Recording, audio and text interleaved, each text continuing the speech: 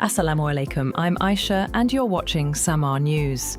Here are today's headlines. As many as 12 people were killed after gunmen opened fire at a Jewish holiday event at Sydney's Bondi beach. New South Wales Premier Chris Minns called it a targeted attack on the Jewish community during the first day of Hanukkah.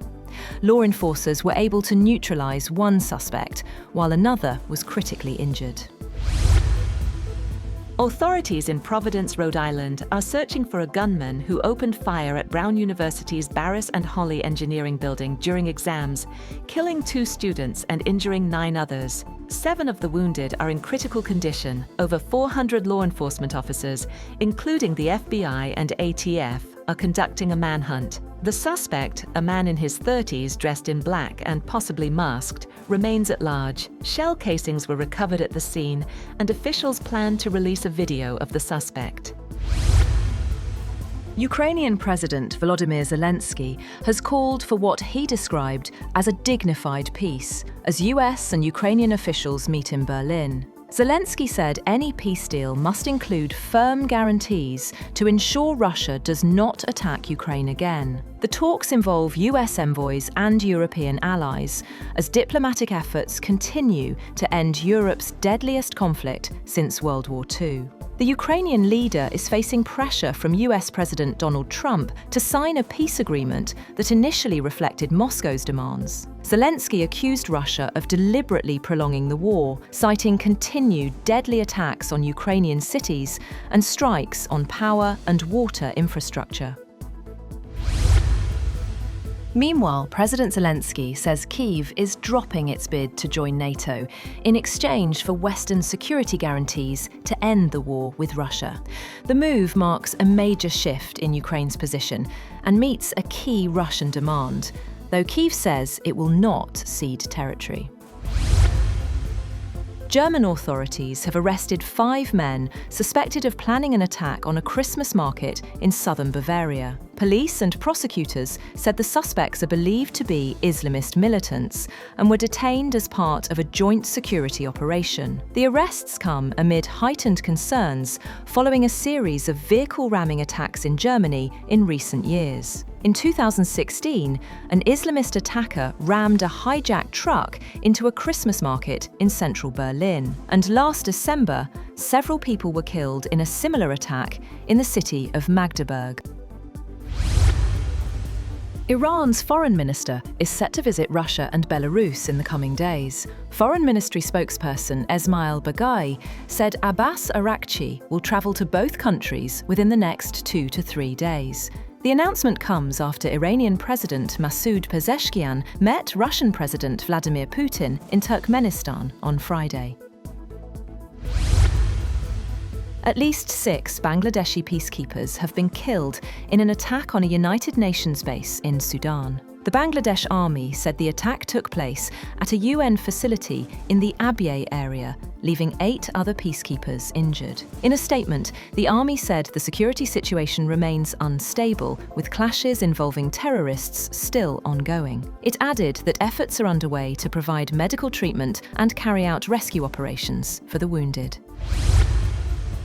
President Donald Trump has promised serious retaliation after an ISIL ambush in central Syria killed 2 US service members and a civilian interpreter during a joint patrol near Palmyra. Several others were wounded. CENTCOM said the attacker was later killed by partner forces, while Trump and Defense Secretary Pete Hegseth warned those targeting Americans would face severe consequences. Belarus has released 123 prisoners, including Nobel laureate Alice Bialyatsky and opposition figure Maria Kolesnikova, following the US decision to lift sanctions on Belarusian potash. The release, the largest under President Alexander Lukashenko this year, also included Ukrainian citizens accused of working for Kyiv. Freed prisoners will receive medical care, and some may travel to Poland or Lithuania. The US lifted the sanctions after talks between Special Envoy John Cole and Lukashenko in Minsk. The Israeli military has reported that Raed Said, a key figure behind the 7th October 2023 attacks on Israel, has been targeted in a strike on a car in Gaza City. Israeli Prime Minister Benjamin Netanyahu and Defense Minister Israel Katz said the strike was in response to a Hamas attack earlier in the day, which injured 2 Israeli soldiers. Gaza health authorities say the strike killed 5 people and wounded at least 25 others. There has been no immediate confirmation from Hamas or local medics that Said was among the dead. Iranian authorities have detained 18 crew members of a foreign tanker seized in the Gulf of Oman that they say was carrying 6 million litres of smuggled fuel. Iranian media reported that those detained under the ongoing investigation include the captain of the tanker, and the crew were from India, Sri Lanka, and Bangladesh. The authorities said the tanker committed multiple violations, including ignoring stop orders, attempting to flee, and lacking navigation and cargo documentation. Lionel Messi's tour of India has kicked off chaotically as fans threw objects, ripped up seats, and invaded the pitch at Kolkata's Salt Lake Stadium after the Argentine soccer great made only a brief appearance at a ticketed event.